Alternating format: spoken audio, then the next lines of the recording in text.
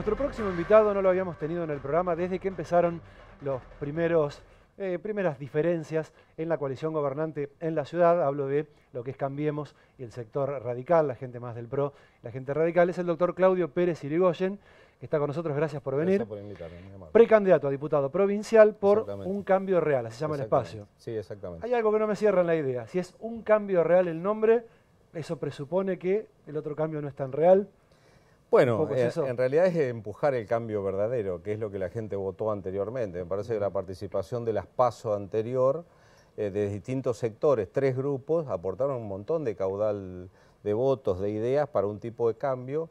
Nosotros en primera instancia apoyamos la idea de que el gobierno a nivel local tuviera un montón de proyectos, se entregaron más de 70 ordenanzas, se planteó el eje central en la transparencia del gobierno municipal, la auditoría municipal de control de gobierno era una de las grandes ideas que fue presentada incluso por el propio intendente Garro.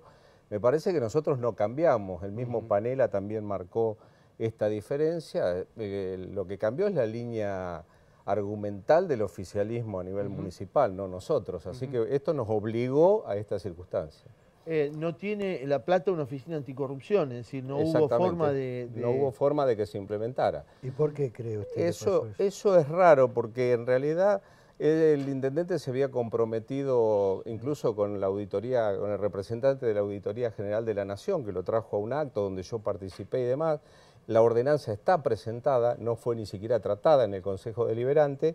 A mí me parece que en la Oficina de Defensa del Consumidor no alcanza, me parece que para demostrar en la política moderna de que uno es transparente y no va a cometer ningún acto de corrupción, lo que tiene que hacer es dejarse controlar en todos los actos, inclusive en el nivel de licitaciones, de la obra pública, de lo demás, que es lo que hubiera hecho esta nueva oficina a nivel municipal, y evidentemente no es la idea del oficialismo gobernante en este momento. Alguien que no conoce, o sea, que no está politizado o que no está cargado de información política, ¿no? Que está de lo que solemos llamar el fuera del microclima, se pregunta, ¿por qué hay radicales que lo quieren a Garro y por qué hay radicales como Pérez Irigoyen que no lo quieren? Bueno, a mí me parece que tenemos que entender esto, que si no hubiera habido pasos, quizás yo no hubiera podido participar anteriormente. Ajá.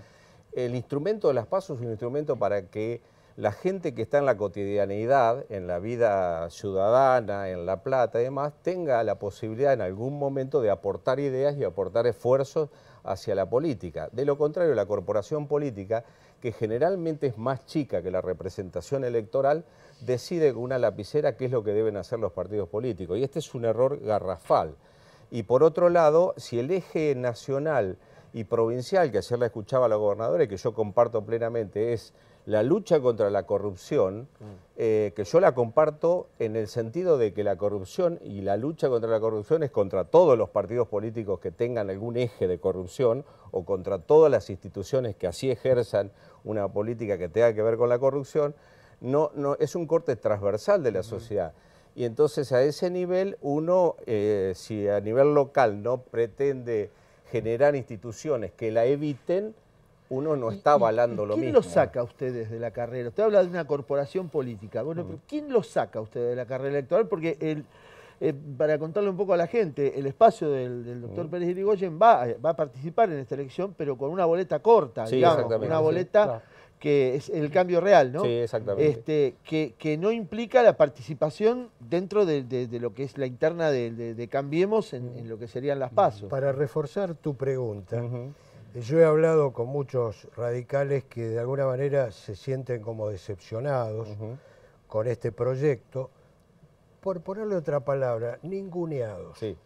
Porque dicen que el reparto no ha sido equitativo en razón del esfuerzo que se puso como aparato, digamos como logística a nivel nacional. Y la historia que tienen también. Claro, entonces las quejas vienen por el lado de que un gobierno que ha puesto demasiados CEOs o técnicos y a los hombres de la política que realmente cuentan con muchísima experiencia, como es el caso de todos ustedes, un poco se los ha dejado de lado. Bueno, ese es un argumento, pero además esta discusión es más profunda, no es solamente un problema de los cargos solamente, sino los aportes que cada uno le puede hacer a un proyecto de alianza. Yo siempre marco que En Uruguay existen alianzas políticas, pero tienen acordados los programas de gobierno y las alternancias. Inclusive, discúlpeme, doctor, hay muchos que pensamos que muchos de los errores políticos que comete este gobierno son por la falta de cintura política de sus dirigentes. Bueno,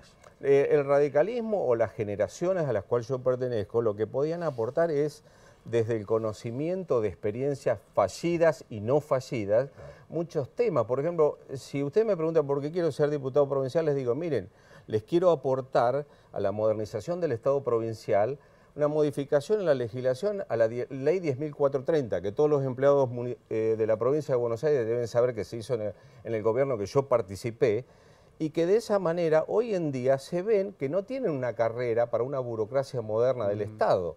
No se concursa para entrar, no tiene un estímulo salarial para estirar el estatuto y decir yo quiero llegar a ser la última categoría porque soy profesional y no tengo ningún estímulo, es lo mismo ser administrativo. Y además, en realidad la carrera administrativa de la provincia de Buenos Aires fue deformada totalmente en los últimos gobiernos, tanto es así que hasta se podía entrar si era hijo de un empleado de la carrera administrativa provincial. Hay que volver a la capacitación, a la jerarquización de los profesionales provinciales y además separar algunos grupos, que yo siempre marco, que es el sector salud al que yo pertenezco, porque en esa época todos estuvieron involucrados en la misma ley, pero hoy en día, si usted reparte horas extras, viáticos, compensaciones salariales a la administración central, a la gobernación, a un ministerio, no le llega al sector salud, porque el que es enfermero está en unidad de terapia intensiva, además, si le dan unas horas extras, la tiene que trabajar más. Y con el agotamiento y el nivel salarial que tiene, el trabajador va a decir, bueno, no la quiero, hay que hacer un estatuto propio a nivel salud. Precisamente usted ha puesto el dedo en la llaga, porque el sector salud, yo he hablado con algunos radicales que los han invitado a participar del gobierno en la primera etapa, y dijeron, no, acá no voy porque nada ha cambiado. Claro. La vieja estructura del Ministerio de Salud sigue estando. Exactamente. Siguen estando los mismos negocios, lo pongo entre comillas, y además se hizo un 20% de las obras de lo que se prometió a nivel hospitalario en la provincia de Buenos Aires. Siguen faltando medicamentos en los hospitales, siguen cayéndose los techos, siguen las instalaciones eléctricas improvisadas, se siguen tapando las cloacas. Bueno, este es un tema re importante para mí, muy sensible a toda mi historia, que traté de trabajar por un sistema nacional de salud, en ver que si a uno le ofrecen ser ministro de salud de la provincia de Buenos Aires, uno tiene que saber que el deterioro de muchísimos años progresivo hace que si la inversión social en la provincia de Buenos Aires, inversión social es entender algo que se llamó en un momento el Fondo Patriótico de Reparación, el Fondo del Conurbano.